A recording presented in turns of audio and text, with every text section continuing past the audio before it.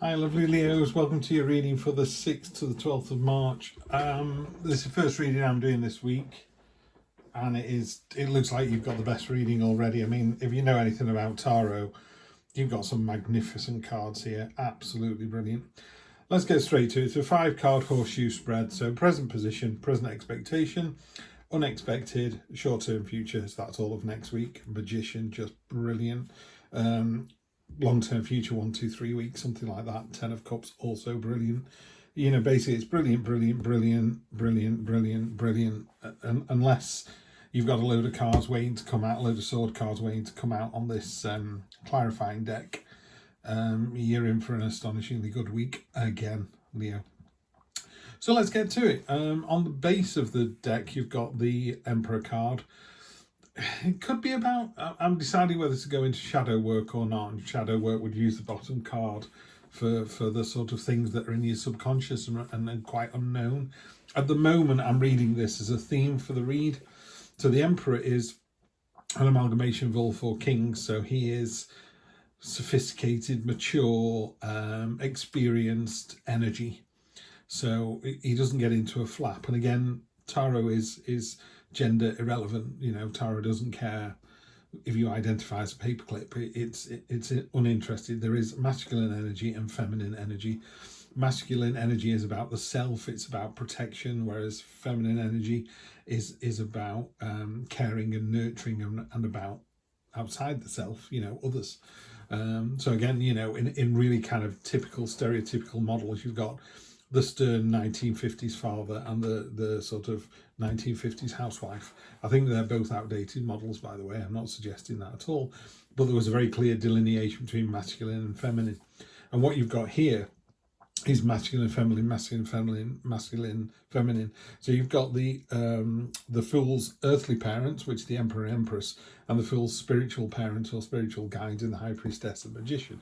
So this is you coming into this week as like the complete set. Like, you know, there is nothing missing this week. You're not anxious, you're not worried, you're not giddy with excitement. It's just a really balanced energy across the week for the win after win after win. It's just really powerful. It's a fantastic reading. I pulled the cards and just went, again for Leo, again. So the energy of the Emperor is about order and control and discipline and having the right thing in the right place at the right time.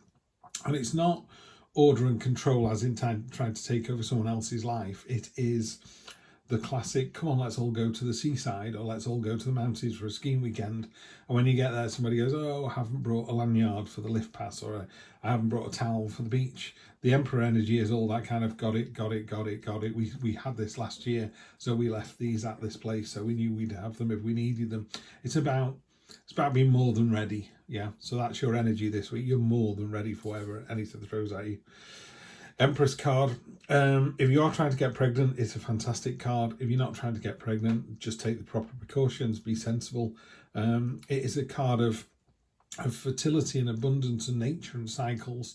And it also transfers, it's not just about, you know, somebody getting pregnant. It is about fertile ideas and things coming into being. So you've had this idea for a while, or you've had your eye on this person for a while, or you know, there's something going on at work that you want to address, and all this has been going on for the last 2, 3, 4, 5 weeks.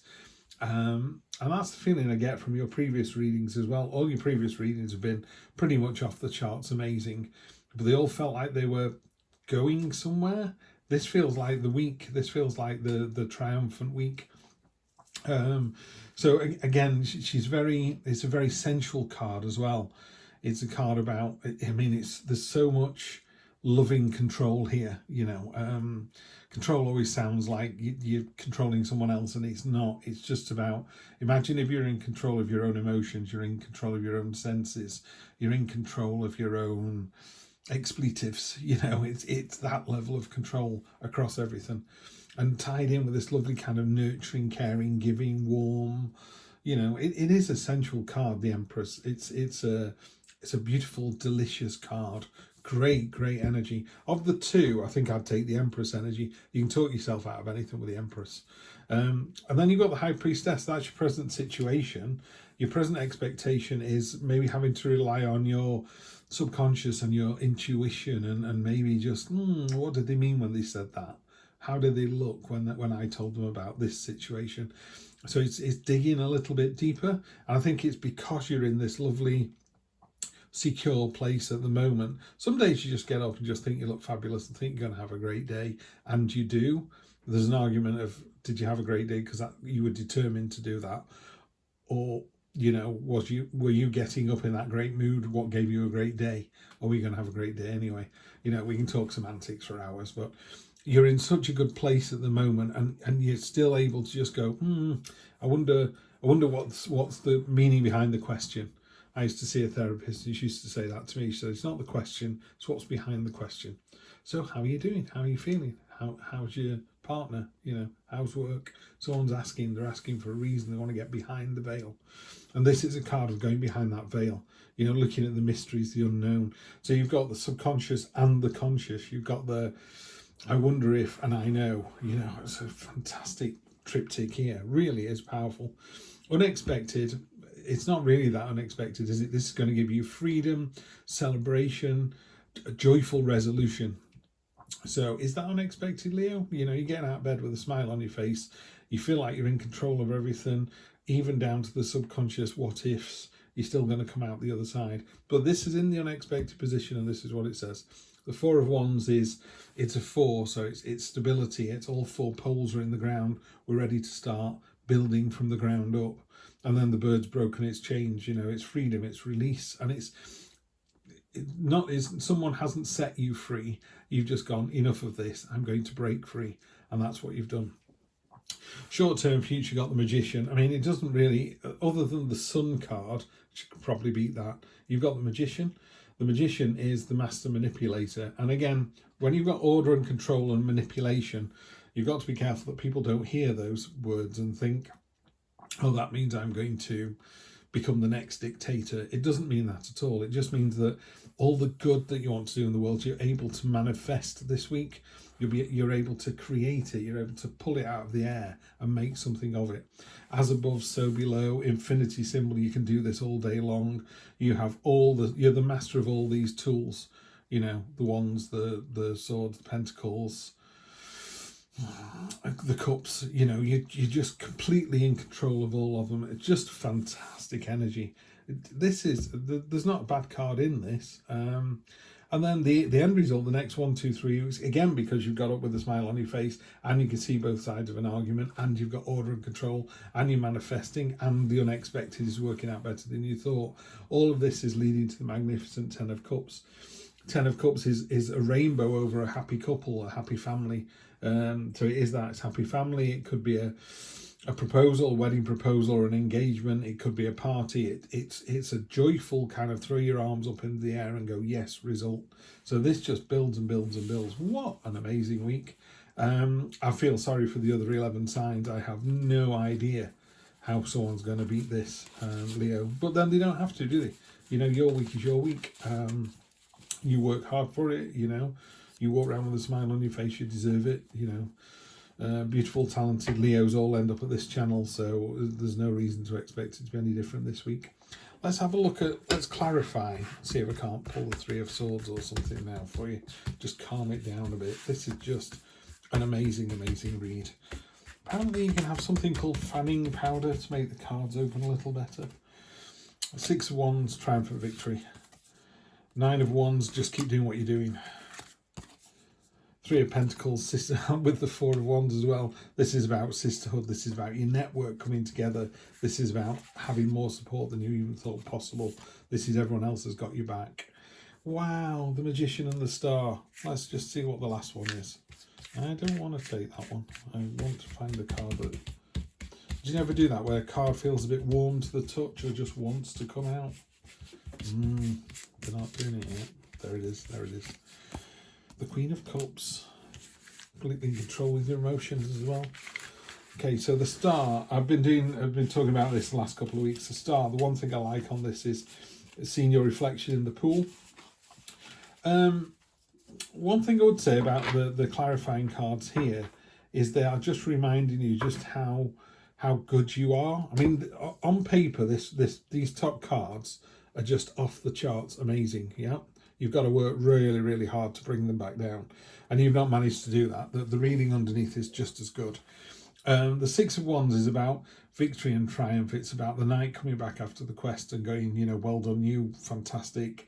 It is a passing victory, so it's like enjoy the moment, live in the moment. The Nine of Wands, yeah, you've dug a bit deeper, you've gone behind the questions a little bit more, you've really got to the truth of the matter. And I do think when you find the truth of a situation, sometimes there can be things in there that maybe aren't as pleasant as that you at first thought. You know, maybe you go for a new job and everyone's going, it's a fantastic job, it's a great opportunity, and it's only 3-4 months in you realise that someone in the team had gone for it and didn't get it, so there's some resentment there.